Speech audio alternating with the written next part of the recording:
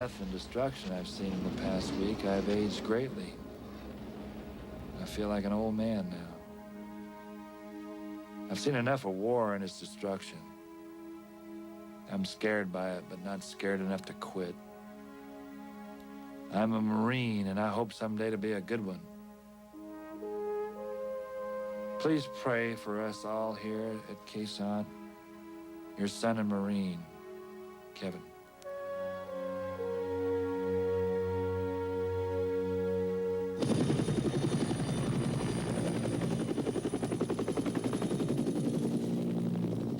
It's Tet, the Oriental New Year, and it's a new war. The Viet Cong simultaneously attacked just about every major city and town in South Vietnam. In one day, they'd increased the scope of the war dramatically. Howard Tuckner was there. The war came to Saigon early in the morning of January 31st. The first target was the symbol of the American presence in Vietnam, the United States Embassy. About 20 Viet Cong had invaded the embassy compound and were now battling American Marines and military police. The Viet Cong had penetrated to the center of what was supposed to be the most secure city in Vietnam.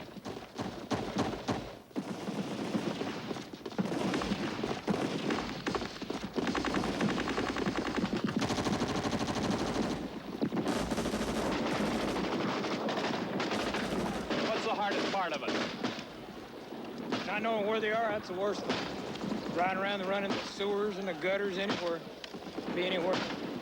Just hope you can stay alive from day to day. Everybody just wants to go back home and go to school. That's about it. You lost any friends? Quite a few. We lost one the other day. The whole thing stinks, really.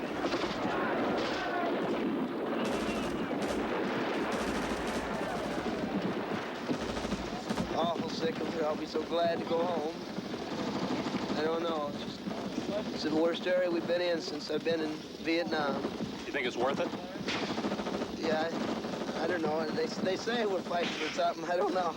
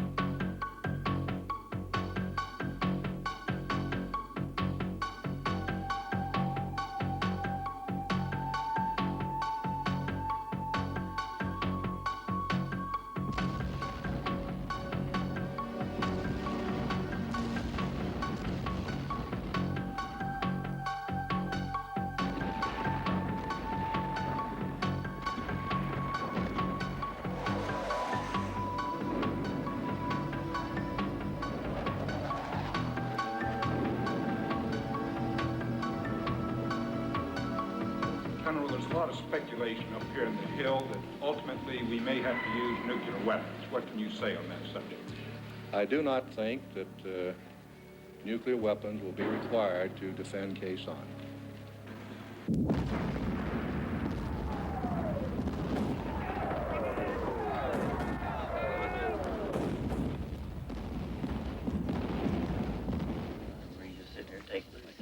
Yeah, that's what gets me. That's not the way we're supposed to do it. We're supposed to be hard chargers, man. We're supposed to go out and get them. I think if they pull a good search and destroy up here, we could clear them out. Well, I don't know. You get out there 50 feet and you're lost already in the jungle. I mean, it looks pretty clear from here. It's just a constant siege here, and you don't know exactly when the incoming's coming, and you don't know how much it's going to be from day to day. And How would you compare it to other places that you've served in Vietnam? well, this is the worst I've been at. It's you just most of the time you can't get anything done because there's too much incoming. You can't get out much at all. It's just too dangerous to get out, and it just gets on your nerves. That's all. Either that or just had a B-52 scope. Up one side, back. The only thing they hit is the ground. Dear Dad and Mom, well, they haven't got me yet. I'm sitting here in my new bunker underground with many sandbags and metal skids between me and the surface. But the men and I will be all right no matter what comes. We are all well, and morale is high. You know, I've never really regretted coming over here. Even yesterday when my favorite turd got it. The little guy with my platoon sergeant's radio man. I really loved the kid. He was the hardest little worker and never complained, do anything for you. After they had taken him away, it almost kicked my ass, as the saying goes. I almost cracked. But there were 75 others to worry about, and I snapped myself out of my cheap civilian bull and got back to work.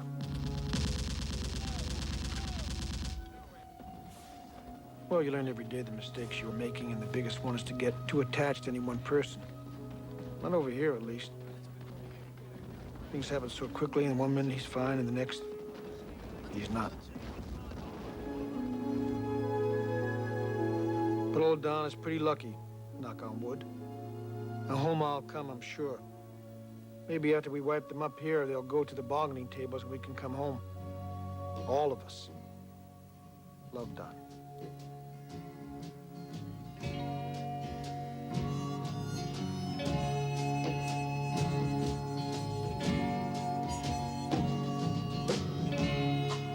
Once I was a soldier, and I fought on foreign sands for you. Once I was a hunter, and I brought home fresh meat for you. Once I was a lover, searched behind your eyes for you. And soon there'll be another to tell you I was just alive. And sometimes I wonder, just for a while,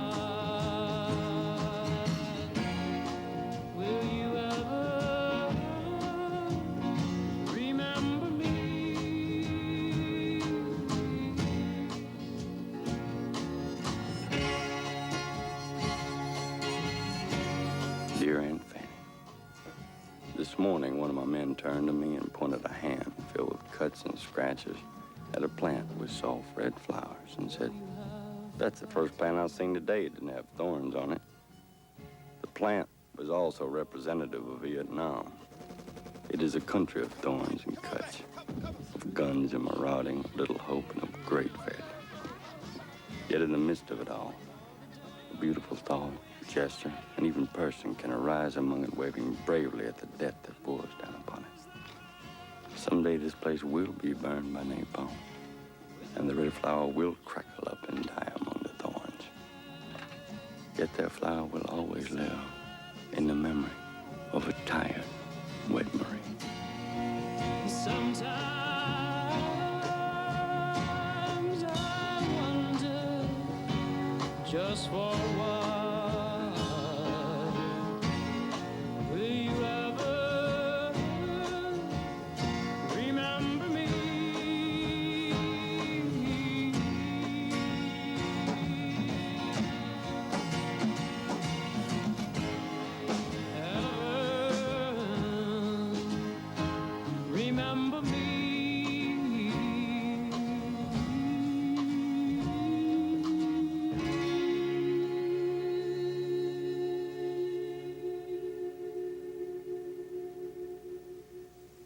with American sons in the field far away, I shall not seek, and I will not accept the nomination of my party for another term as your... Another breathtaking moment, sponsored by Trident. It was the movie's greatest real-life romance. In 1927, Greta Garbo starred with John Gilbert in Flesh and the Devil, but something happened that wasn't in the script. They fell in love. You'll see their first breathtaking kiss after this. You may have noticed lately that lots of people are having considerable trouble walking and chewing gum at the same time. Perhaps it's because of the great taste of Trident. Peppy Original. Tangy fruit. Bubbly bubble. Trident. Good for your teeth and great taste, too. From their first silent screen kiss, Greta Garbo and John Gilbert spoke the language of love in this breathtaking moment from Flesh and the Devil. The amazing thing about this engine is that it actually uses more gas than this engine. Once again, the Honda Accord is the #1 selling car in America, and it did it all by itself. A new Honda Accord leasing program just arrived and will be leaving just as quickly. Attention, advanced photographers. You're witnessing something never possible before. The miracle of microfine grain for the sharpest detail in color print film. Kodak presents Ektar Film. Midas announces Quiet Riot Day. Come into Midas and get great values on brakes, mufflers, shocks, and struts, everything. Nobody beats Midas. Nobody! What happened to you? Oh, I got kind of messed up.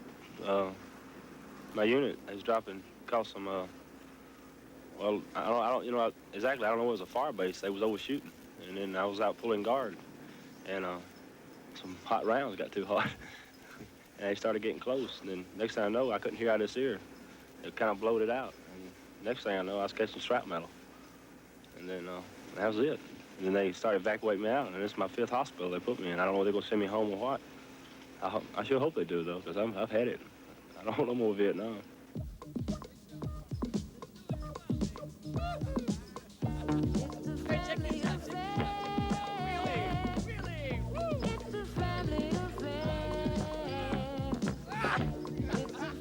Dear Mom and Dad, Peachy and Fuzzy. As I suppose you can see by my new stationery, this is not my normal letter. While walking down the road one day in the merry, merry month of September, my squad got into a hell of a fray and lost one member. Me. I'm all right. I am all right. I'm all right. The carbine round hit me where it would do the most good. Right in the butt. It hit no bones, blood vessels, nerves, or anything else of importance. Except my pride.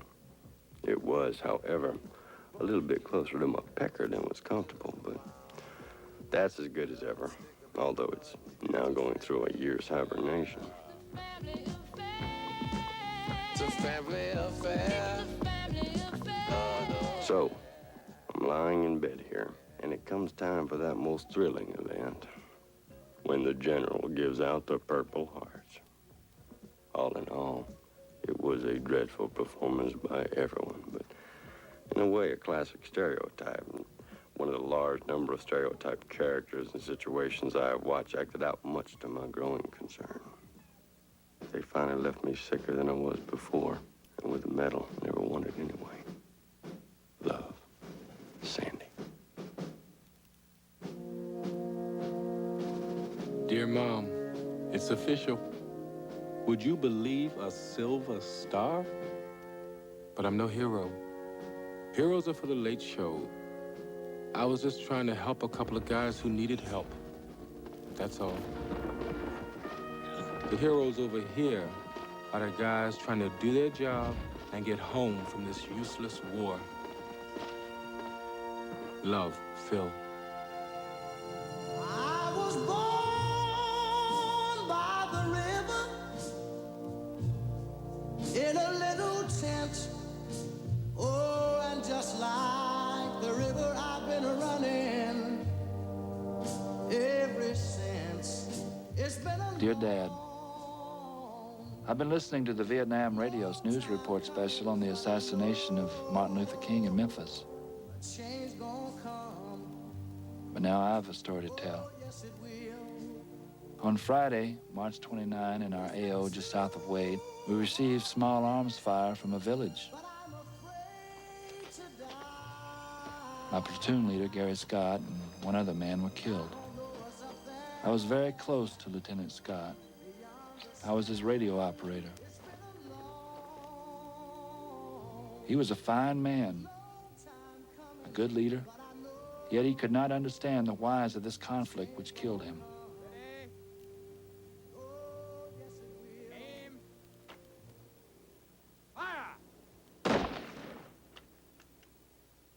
They will say he died for his country, keeping it free.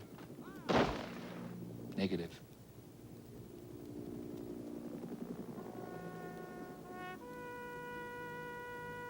This country is no game that I can see, Dad.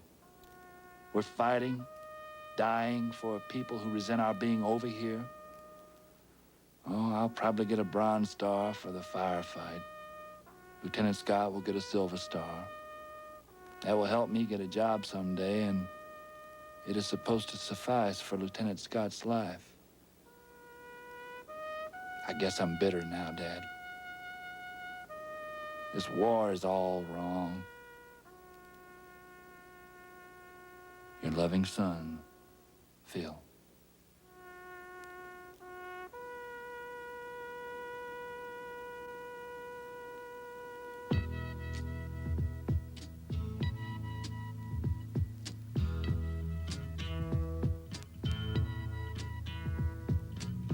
There's something happening here, but what it is ain't exactly clear.